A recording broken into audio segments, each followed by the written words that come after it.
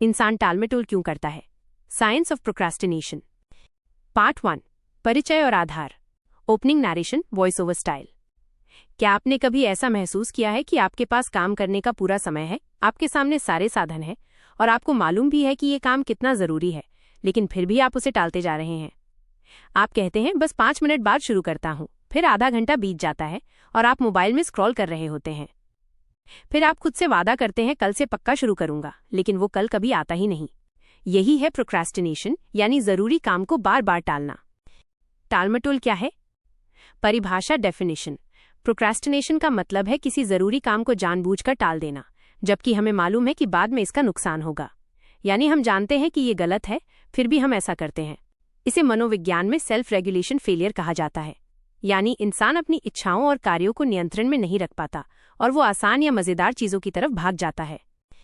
टालमटोल इंसान की जिंदगी में कैसे दिखती है? 1. स्टूडेंट्स में एग्जाम से एक रात पहले पूरी किताब पढ़ना, असाइनमेंट को आखिरी तारीख पर करना, रिजल्ट आने के बाद पछताना। 2. प्रोफेशनल्स में ऑफिस की रिपोर्ट आखिरी घंटे में पूरी करना, ईमेल का जवाब टालते रहना, बड़ी जिम्मेदारियों से भागना। 3. पर्सनल लाइफ में फिटनेस शुरू करने का वादा, सोमवार से शुरू करूंगा, रिश्तों में बातचीत को टालना, फाइनेंशियल प्लानिंग बाद में करना। क्यों ये एक ग्लोबल प्रॉब्लम है? स्टडीज के अनुसार लगभग 95% लोग कभी न कभी प्रोक्रास्टिनेट करते हैं। इनमें से लगभग 20% लोग लगातार टालमटोल करते हैं, जिससे उनकी पढ़ाई, करियर और निजी जीवन प्रभावित होता है। अमेरिका, यूरोप से लेकर एशिया तक ये समस्या हर जगह पाई जाती है। डिजिटल युग, सोशल मीडिया, नेटफ्लिक्स, गेम्स ने इसे और बढ़ा दिया है। टालमटोल बनाम आलस, प्रोक्रास्टिनेशन वीएस लेजीनेस। बहुत लोग मानते हैं कि टालमटोल यानी आलसी होना, लेकिन ये सच नहीं है। आलस, लेजीनेस, काम करने की इच्छा ही न होना। टालमटोल, प्रोक्रास्टिनेशन, काम करने की इच्छा होना लेकिन फिर भी टालते रहना। यानी प्रोक्रास्टिनेशन एक इमोशनल और मेंटल प्रॉब्लम है, सिर्फ फिजिकल आलस नहीं। इंसान टालमटोल क्यों करता है? शुरुआती समझ। जब कोई काम हमें मुश्किल, उबाऊ या डरावना लगता है तो दिमाग तुरंत उस काम से बचना चाहता है। हमारा मस्तिष्क हमें शॉर्ट टर्म रिलीफ देता है, यानी हम तुरंत आराम पाने के लिए सोशल मीडिया, गेम्स या अन्य आसान काम करने लगते हैं। लेकिन ये टेम्पररी हैप्पीनेस हमें आगे जाकर भारी नुकसान देती है। मान लीजिए आपके पास कल एग्जाम है। आपको मालूम है कि अगर आप पढ़ेंगे नहीं तो फेल हो जाएंगे, लेकिन जैसे ही आप किताब खोलते हैं दिमाग कहता है यार पहले जरा यूट्यूब पर एक वीडियो देख लो, मूड फ्रेश हो जाएगा। आप वीडियो देखते हैं, फिर दूसरा, फिर तीसरा और अचानक आधी रात हो जाती है। अब आप घबराकर पढ़ने बैठते हैं, लेकिन देर हो चुकी होती है। ये है प्रोक्रास्टिनेशन का असली चेहरा। इतिहास से झलक। प्राचीन यूनान के दार्शनिक सुकरात और अरस्तु ने भी टालमटोल पर चर्चा की थी। उन्होंने इसे अक्राशया कहा, यानी जानते हुए भी गलत करना। आज का आधुनिक मनोविज्ञान और न्यूरोसाइंस भी इसी बात की पुष्टि करता है।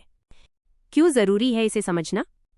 प्रोक्रास्टिनेशन सिर्फ समय बर्बाद करना नहीं है, ये हमारी प्रोडक्टिविटी, सक्सेस, मेंटल हेल्थ और रिलेशनशिप्स सबको प्रभावित करता है।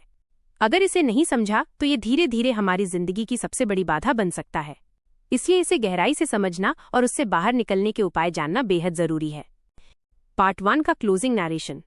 तो दोस्तों, प्रोक्रास्टिनेशन सिर्फ एक छोटी सी आदत नहीं है, ये इंसान के दिमाग और भावनाओं से जुड़ी गहरी समस्या है। हम सभी कभी न कभी इसका शिकार होते हैं, लेकिन सवाल ये है, हम ऐसा क्यों करते हैं? इसका असली जवाब छुपा है हमारे दिमाग की कार्यप्रणाली में। अगले पार्ट में हम जानेंगे प्रोक्रास्टिनेशन का न्यूरोसाइंस, दिमाग क्यों हमें टालमटोल की तरफ धकेलता है। पार्ट 2, मस्तिष्क और न्यूरोसाइंस। Opening narration. दोस्तों, पार्ट 1 में हमने समझा कि प्रोक्रास्टिनेशन यानी टालमटोल एक साधारण आदत नहीं है, बल्कि ये हमारी सोच, भावनाओं और व्यवहार से गहराई से जुड़ा हुआ है। अब सवाल है, जब हमें पता है कि कोई काम करना जरूरी है, तो फिर हमारा दिमाग हमें उसे टालने पर क्यों मजबूर करता है? इसका जवाब छुपा है हमारे ब्रेन साइंस में। दिमाग की 2 शक्तियां, लिम्बिक सिस्टम बनाम प्रीफ्रंटल कॉर्टेक्स। हमारा दिमाग 2 हिस्सों में काम करता है। 1. लिम्बिक सिस्टम, पुराना दिमाग। ये हमारे इमोशंस, डर और सुख को कंट्रोल करता है। ये तुरंत आराम और खुशी चाहता है। इसे आप इंस्टिंक्ट ब्रेन भी कह सकते हैं। 2. प्रीफ्रंटल कॉर्टेक्स, नया दिमाग।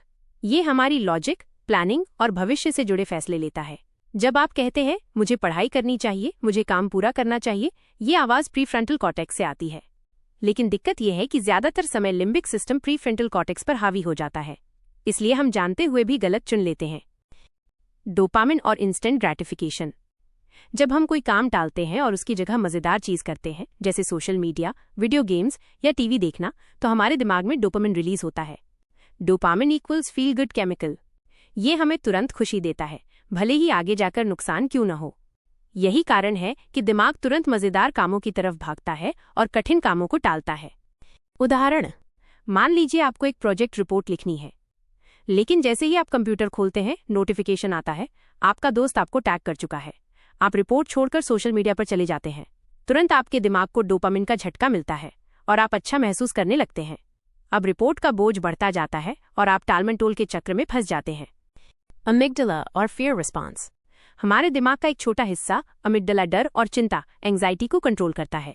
जब कोई काम बड़ा, जटिल या मुश्किल लगता है, तो अमिगडाला खतरे का सिग्नल देता है। नतीजा, हम उस काम से भागने लगते हैं और आसान विकल्प चुन लेते हैं। यानी कई बार प्रोक्रेस्टिनेशन डर से बचने की रणनीति होती है। Time inconsistency. Time inconsistency. Behavioural economics के अनुसार इंसान प्रेजेंट सेल्फ और फ्यूचर सेल्फ में बटा हुआ है। प्रेजेंट सेल्फ तुरंत आराम चाहता है, फ्यूचर सेल्फ बेहतर जिंदगी और लंबे समय के फायदे चाहता है। जब हमें कोई काम करना होता है, प्रेजेंट सेल्फ कहता है अभी आराम कर लो, मूवी देख लो, गेम खेल लो। फ्यूचर सेल्फ चुप हो जाता है क्योंकि उसे तुरंत फायदा नहीं दिखता, इसलिए हम काम टाल देते हैं। रिसर्च और scientific studies. University of Calgary की रिसर्च बताती है कि प्रोक्रेस्टिनेशन का सीधा संबंध सेल्फ रेगुलेशन फेलियर और इमोशनल मैनेजमेंट से है।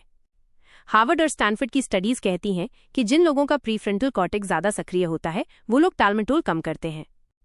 एमआरआई ब्रेन स्कैन से पता चला कि क्रॉनिक प्रोक्रेस्टिनेटर्स लगातार टालमटोल करने वाले के अमिगडाला का साइज बड़ा होता है, यानी वो लोग काम से ज्यादा डरते हैं। प्रोक्रेस्टिनेशन एक रिवॉर्ड सिस्टम ट्रैप है। जब हम टालमटोल करते हैं, हमें तुरंत सुख मिलता है। दिमाग इसे रिवॉर्ड मान लेता है। धीरे धीरे ये पैटर्न हैबिट बन जाता है। इसका मतलब है कि प्रोक्रेस्टिनेशन सिर्फ एक बार का काम नहीं, बल्कि ब्रेन कंडीशनिंग है। दोस्तों, अगर आप सोचते हैं कि प्रोक्रेस्टिनेशन आलस की वजह से है, तो आप गलत हैं। असल में ये आपके दिमाग की वायरिंग है जो आपको तुरंत खुशी की ओर खींचती है और लंबे समय के फायदे को नजरअंदाज कर देती है। टालमटोल का चक्र, साइकिल ऑफ प्रोक्रेस्टिनेशन। 1.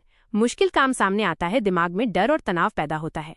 2. हम उस काम को टालकर आसान और मजेदार काम चुनते हैं। 3. डोपामिन रिलीज होता है, हमें तुरंत अच्छा लगता है। 4. असली काम अधूरा रह जाता है, तनाव और गिल्ट बढ़ता है। 5. गिल्ट से बचने के लिए हम फिर मजेदार चीजें करते हैं। इस तरह ये एक विशियस साइकिल बन जाता है। पार्ट 2 का क्लोजिंग नैरेशन। तो दोस्तों, अब आपने समझा कि प्रोक्रेस्टिनेशन का असली कारण आलस नहीं, बल्कि हमारे दिमाग की बायोलॉजी है। लिम्बिक सिस्टम हमें तुरंत सुख की तरफ धकेलता है, जबकि प्रीफ्रंटल कॉर्टेक्स भविष्य की जिम्मेदारियों की बात करता है। डोपामिन हमें बार बार मजेदार कामों की लत लगाता है और अमिगडाला हमें मुश्किल कामों से डराता है। अब सवाल है, क्या टालमटोल सिर्फ दिमागी समस्या है या इसके पीछे गहरे मनोवैज्ञानिक कारण भी हैं? इसका जवाब हम जानेंगे अगले पार्ट में। पार्ट 3, प्रोक्रेस्टिनेशन के मनोवैज्ञानिक कारण। पार्ट 2 में हमने देखा कि कैसे हमारा दिमाग, डोपामिन और लिम्बिक सिस्टम हमें बार बार टालमटोल की ओर धकेलते हैं। लेकिन क्या यह पूरी कहानी है? असल में टालमटोल सिर्फ दिमाग की बायोलॉजी से जुड़ा नहीं है, बल्कि हमारी सोच, हमारी भावनाओं और हमारे मनोवैज्ञानिक पैटर्न से भी गहराई से जुड़ा हुआ है। अब हम जानेंगे इंसान किन साइकोलॉजिकल रीजंस की वजह से टालमटोल करता है। 1. असफलता का डर, फियर ऑफ फेलियर। जब कोई काम बड़ा या चुनौतीपूर्ण लगता है, तो दिमाग में ये डर पैदा होता है, अगर मैंने कोशिश की और मैं असफल हो गया तो लोग क्या कहेंगे। ये डर इतना शक्तिशाली होता है कि हम कोशिश करने से ही बचते हैं। इसलिए हम काम को टालते रहते हैं ताकि हमें असफलता का सामना ही न करना पड़े। उदाहरण, कई छात्र परीक्षा से पहले पढ़ाई टालते रहते हैं। असल में वो आलसी नहीं होते, बल्कि उन्हें डर होता है कि मेहनत करने के बाद भी अगर नंबर कम आए तो उनका आत्मविश्वास टूट जाएगा। 2. सफलता का डर, फियर ऑफ सक्सेस। ये सुनकर अजीब लगता है, लेकिन सच है। कुछ लोग सबकॉन्शियसली सोचते हैं कि अगर वो सफल हो गए तो उनसे और बड़ी उम्मीदें की जाएंगी। उन्हें लगता है कि सफलता उनकी जिंदगी में और दबाव लेकर आएगी, इसलिए वो खुद को रोकने के लिए काम को टालते रहते हैं। ये अक्सर उन लोगों में देखा जाता है जो जिम्मेदारियों से भागते हैं। 3. परफेक्शनिज्म। परफेक्शनिस्ट लोग हमेशा चाहते हैं कि उनका काम 100% परफेक्ट हो, लेकिन जब उन्हें लगता है कि वो इतनी परफेक्शन हासिल नहीं कर पाएंगे तो वो काम शुरू ही नहीं करते। वो कहते हैं अभी सही समय नहीं है, मैं तब करूंगा जब सब कुछ बिल्कुल परफेक्ट होगा। नतीजा, काम टलता जाता है और अक्सर कभी शुरू ही नहीं होता। 4. मोटिवेशन की कमी, लैक ऑफ मोटिवेशन। जब हमें किसी काम का सीधा फायदा दिखाई नहीं देता तो हम उस काम को करने से बचते हैं। मोटिवेशन की कमी हमें तुरंत डोपामिन वाले कामों की तरफ खींच ले जाती है। उदाहरण, स्टूडेंट्स को गणित पढ़ने से ज्यादा वीडियो गेम्स खेलने में मजा आता है क्योंकि उसमें तुरंत रिवॉर्ड मिलता है। 5. आत्म अनुशासन की कमी, lack of self discipline. Self discipline यानी खुद को कंट्रोल करने की क्षमता। जिन लोगों में ये क्षमता कमजोर होती है वो जरा सी डिस्ट्रैक्शन आते ही काम छोड़ देते हैं। ये लोग शॉर्ट टर्म मजे को लॉन्ग टर्म फायदे से ऊपर रखते हैं। 6. आत्मसम्मान, लो सेल्फ स्टीम। जिन लोगों का कॉन्फिडेंस कम होता है वो अक्सर सोचते हैं मैं ये काम कर ही नहीं सकता। इस सोच की वजह से वो शुरुआत ही नहीं करते। धीरे धीरे ये हैबिट बन जाती है और वो हर चीज टालने लगते हैं। 7. Task aversion, task aversion. जब कोई काम हमें बहुत बोरिंग या मुश्किल लगता है तो हमारा दिमाग उस काम से नफरत करने लगता है। हम उस काम को जितना हो सके उतना टालते हैं। उदाहरण, किसी को टैक्स भरना बोरिंग लगता है, किसी को रिपोर्ट लिखना। वो इसे टालते रहते हैं क्योंकि दिमाग उसे दर्द की तरह महसूस करता है। 8. डिसीजन फटीग, निर्णय लेने की थकान। इंसान दिन भर में हजारों छोटे बड़े फैसले लेता है। जब दिमाग बहुत ज्यादा निर्णय ले लेता है तो वो थक जाता है। इस थकान की वजह से हम बड़े और जरूरी कामों को टालते हैं। इसी वजह से कई सफल लोग अपनी ड्रेसिंग सिंपल रखते हैं, जैसे स्टीव जॉब्स, मार्क जुकरबर्ग, ताकि छोटे छोटे निर्णयों में ऊर्जा बर्बाद न हो। 9. सेल्फ सैबोटाज, खुद को नुकसान पहुंचाना। कुछ लोग अनजाने में खुद को ही नुकसान पहुंचाते हैं। वो काम टालकर खुद अपनी प्रगति रोकते हैं। इसकी जड़ें अक्सर बचपन के अनुभवों, ट्रॉमा या नकारात्मक सोच में होती हैं। 10. प्लेजर प्रिंसिपल, आनंद का सिद्धांत। मनोविज्ञान के अनुसार इंसान हमेशा पेन से बचना और प्लेजर की ओर भागना चाहता है। प्रोक्रास्टिनेशन इसी सिद्धांत का परिणाम है। मुश्किल काम पेनफुल लगता है इसलिए दिमाग उसे टाल देता है। आसान और मजेदार काम प्लेजेंट लगता है इसलिए हम उसे चुनते हैं। उदाहरण, सोचिए आपके पास सुबह वर्कआउट करने का ऑप्शन है और बिस्तर में आराम करने का भी। वर्कआउट कठिन है, इसमें पेन है। बिस्तर में रहना आसान है, इसमें प्लेजर है। आपका दिमाग तुरंत प्लेजर चुन लेता है और कहता है कल से कर लेंगे। यही है प्रोक्रास्टिनेशन का मनोवैज्ञानिक जाल। रिसर्च और studies. Doctor Piers Steel, university of Calgary ने अपनी बुक द प्रोक्रास्टिनेशन इक्वेशन में कहा, प्रोक्रास्टिनेशन का सबसे बड़ा कारण है इंसान का मोटिवेशन और इम्पल्स कंट्रोल का टकराव। APA, अमेरिकन साइकोलॉजिकल एसोसिएशन की स्टडी के अनुसार प्रोक्रास्टिनेटर्स अपने मूड को अस्थायी रूप से अच्छा बनाने के लिए काम टालते हैं, लेकिन लंबी अवधि में वो ज्यादा तनाव और गिल्ट महसूस करते हैं। पार्ट 3 का क्लोजिंग नैरेशन। तो दोस्तों, अब आपने देखा कि प्रोक्रास्टिनेशन सिर्फ दिमाग की वायरिंग नहीं है, बल्कि हमारी भावनाओं, डर, सोच और आत्मानुशासन की कमजोरी से भी जुड़ा है। कभी असफलता का डर हमें रोकता है, कभी परफेक्शन की चाह, कभी बोरियत और कभी खुद को लेकर नकारात्मक सोच। लेकिन सवाल ये है, ये सारी भावनाएं हमारे व्यवहार और आदतों को कैसे प्रभावित करती हैं? इसी रहस्य को हम समझेंगे अगले पार्ट में। पार्ट 4, प्रोक्रास्टिनेशन और भावनाओं व आदतों का रिश्ता। पार्ट 4, भावनाओं और आदतों का रिश्ता। Opening narration. पार्ट 3 में हमने समझा कि प्रोक्रास्टिनेशन के पीछे कई मनोवैज्ञानिक कारण छुपे होते हैं: असफलता का डर, परफेक्शनिज्म, मोटिवेशन की कमी और आत्मसम्मान की समस्याएं। लेकिन अब सवाल ये है, ये मनोवैज्ञानिक कारण किस तरह हमारी भावनाओं और आदतों को प्रभावित करते हैं और क्यों प्रोक्रास्टिनेशन एक बार शुरू होकर बार बार दोहराया जाने लगता है? इसका उत्तर छुपा है हमारी इमोशंस और हैबिट्स की गहरी कड़ी में। 1. मूड रेगुलेशन थियरी, मूड नियंत्रित करने का सिद्धांत। मनोवैज्ञानिक कहते हैं कि लोग अक्सर काम को इसलिए टालते हैं क्योंकि वो उस समय अपने मूड को बेहतर करना चाहते हैं। कठिन या बोरिंग काम करने से मूड खराब होता है, इसलिए हम उसे टाल देते हैं। आसान और मजेदार काम करने से मूड अच्छा होता है, इसलिए हम उसे चुन लेते हैं। यानी प्रोक्रास्टिनेशन का असली कारण कई बार टाइम मैनेजमेंट नहीं बल्कि मूड मैनेजमेंट होता है। 2. स्ट्रेस और एंजाइटी से संबंध। जब किसी काम का दबाव बढ़ता है तो हम चिंता, एंजाइटी महसूस करते हैं। एंजाइटी से बचने के लिए दिमाग टेम्पररी एस्केप खोजता है, जैसे सोशल मीडिया, गेम्स, दोस्तों से बातें करना। ये एस्केप हमें थोड़ी देर के लिए आराम देता है, लेकिन असली समस्या वहीं रह जाती है। इसीलिए कहा जाता है procrastination is a form of stress relief.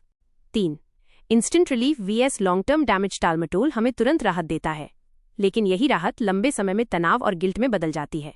ये एक इमोशनल ट्रेड ऑफ है। हम वर्तमान का आराम चुनते हैं, भविष्य की सफलता छोड़ देते हैं। उदाहरण, मान लीजिए आपको कॉलेज प्रोजेक्ट पूरा करना है, लेकिन जैसे ही आप लैपटॉप खोलते हैं आप सोचते हैं चलो पहले थोड़ा म्यूजिक सुन लेता हूँ, मूड फ्रेश हो जाएगा। उस वक्त आप रिलैक्स महसूस करते हैं, लेकिन डेडलाइन नजदीक आने पर वही डिसीजन आपको तनाव और गिल्ट में डाल देता है। यानी आपने उस पल का मूड तो सुधार लिया, लेकिन भविष्य की मुश्किल और बढ़ा दी। 4. हैबिट्स का साइंस। हैबिट लूप चार्ल्स ड्यूहिग की मशहूर किताब द पावर ऑफ हैबिट के अनुसार हर आदत 3 स्टेप्स में बनती है। क्यू, संकेत, कोई ट्रिगर या परिस्थिति, जैसे डेडलाइन देखना। रूटीन, वो एक्शन जो हम बार बार करते हैं, जैसे काम टालकर यूट्यूब देखना। रिवॉर्ड, इनाम, उस एक्शन से मिलने वाला सुख, जैसे डोपामिन का झटका, अस्थायी खुशी। प्रोक्रास्टिनेशन भी इसी हैबिट लूप से चलता है। क्यू इक्वल्स मुश्किल काम, रूटीन इक्वल्स उसे टालना और मजेदार चीज करना। रिवॉर्ड इक्वल्स तुरंत खुशी। 5. Self sabotage habit. कुछ लोग बार बार टालमटोल करके खुद को नुकसान पहुंचाते हैं। शुरुआत में ये सिर्फ एक एस्केप होता है, लेकिन धीरे धीरे ये आइडेंटिटी बन जाता है। वो खुद को प्रोक्रास्टिनेटर मानने लगते हैं और उनकी सेल्फ इमेज इसी के हिसाब से ढल जाती है। यानी हैबिट सिर्फ बिहेवियर नहीं बदलती, बल्कि पर्सनैलिटी भी बना देती है। 6. Emotional triggers. प्रोक्रास्टिनेशन कई बार खास भावनाओं से ट्रिगर होता है। फियर, डर, अगर मैं फेल हो गया तो। शेम, शर्म, मैं इतना समय क्यों बर्बाद कर रहा हूं। एंगर, गुस्सा, मुझे ये काम करना ही क्यों है।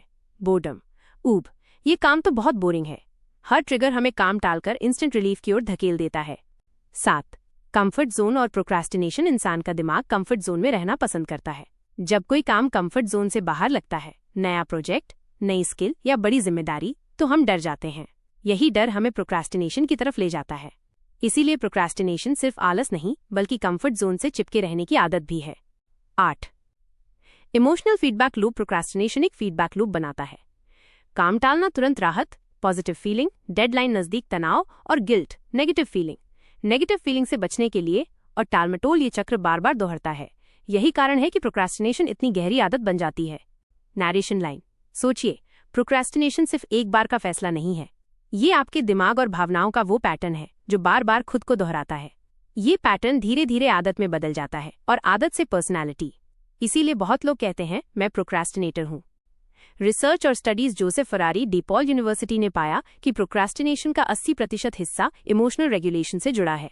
टिम पाइकल, कार्ल्टन यूनिवर्सिटी, कनाडा, कहते हैं, procrastination is not a time management problem, it is an emotion regulation problem.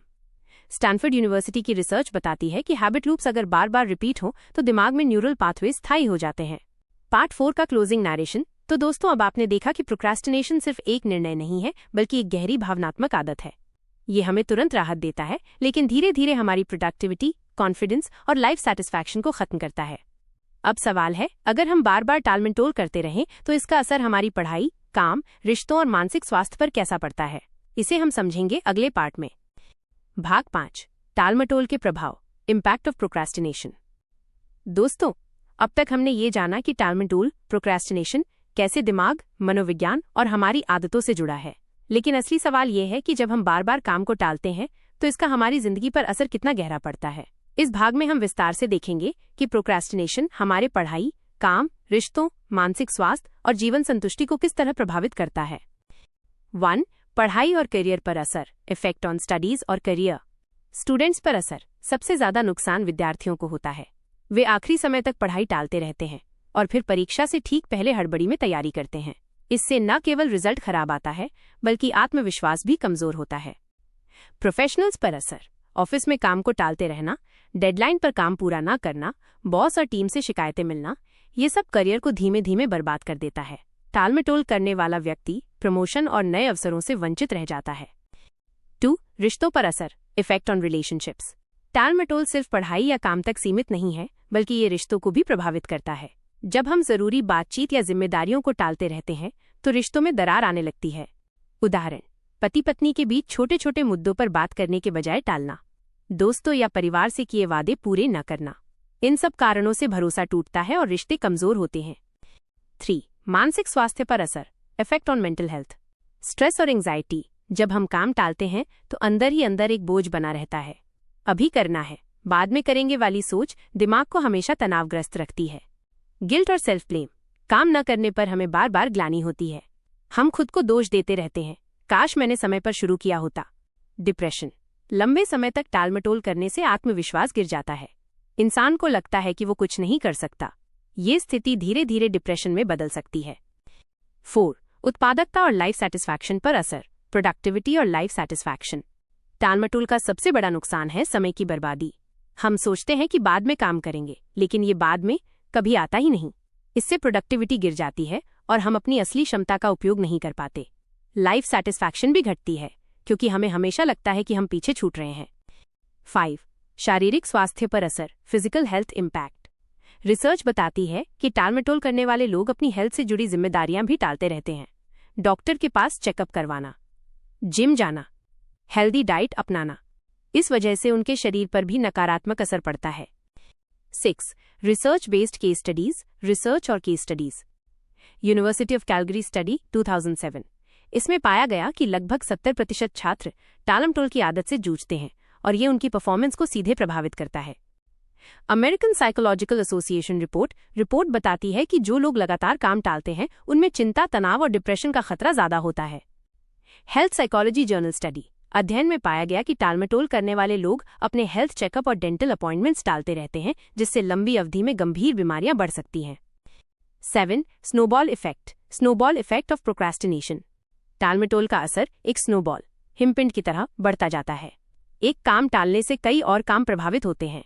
धीरे धीरे ये हमारी पूरी लाइफस्टाइल और सोचने का तरीका बदल देता है। इंसान ये मानने लगता है कि मैं तो हमेशा लेट करता हूँ, मुझसे कुछ नहीं हो सकता। निष्कर्ष। दोस्तों, अब ये साफ है कि टालमटोल कोई साधारण आदत नहीं, बल्कि ये हमारी पढ़ाई, करियर, रिश्ते, मानसिक और शारीरिक स्वास्थ्य और पूरी जिंदगी की क्वालिटी को प्रभावित करता है। ये एक साइलेंट किलर की तरह है जो धीरे धीरे हमारी सफलता और शांति को खा जाता है। लेकिन चिंता मत कीजिए, अगले और अंतिम भाग पार्ट 6 में हम विस्तार से बात करेंगे कि टालमटोल से कैसे बाहर निकला जा सकता है, कौन सी प्रैक्टिकल स्ट्रैटेजीज हमारी मदद कर सकती हैं और कैसे हम अपने जीवन को अनुशासित और प्रोडक्टिव बना सकते हैं।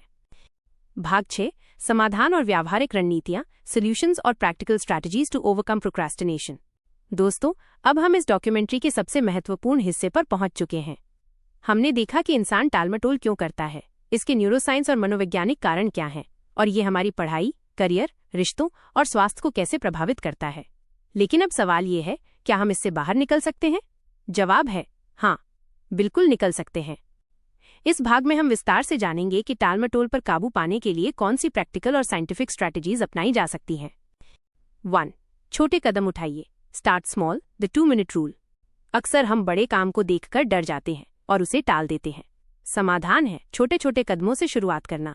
2-minute रूल कहता है कि अगर कोई काम 2 मिनट में हो सकता है तो उसे तुरंत कर दीजिए, और अगर कोई बड़ा काम है तो उसकी सिर्फ 2 मिनट की शुरुआत कीजिए।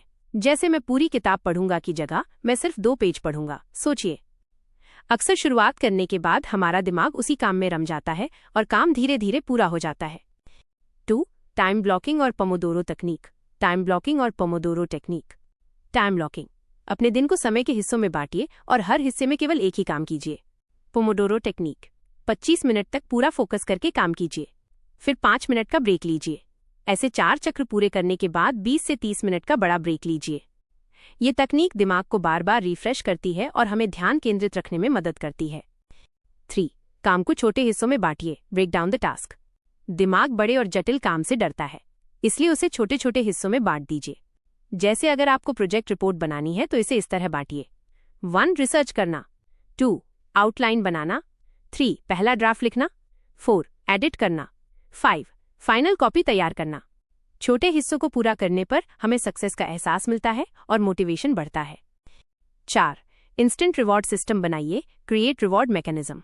हमारा दिमाग तुरंत मिलने वाले सुख की तरफ झुकता है, इसलिए हर छोटे काम पूरा करने के बाद खुद को इनाम दीजिए। जैसे एक चैप्टर पढ़ने के बाद अपनी पसंद का स्नैक खाइए। 25 मिनट का काम पूरा करने के बाद 5 मिनट मोबाइल चला लीजिए। इससे दिमाग काम को मजेदार मानने लगता है। 5. वातावरण बदलें। Design your environment. रिसर्च कहती है कि हमारा एनवायरनमेंट हमारी प्रोडक्टिविटी तय करता है। अगर आपके आसपास मोबाइल, टीवी, गेम्स और सोशल मीडिया के नोटिफिकेशन है तो आपका दिमाग बार बार भटकता रहेगा। समाधान, पढ़ाई या काम के समय नोटिफिकेशन बंद कर दें। काम की जगह को साफ और व्यवस्थित रखें। डिस्ट्रैक्शन को कम से कम रखें।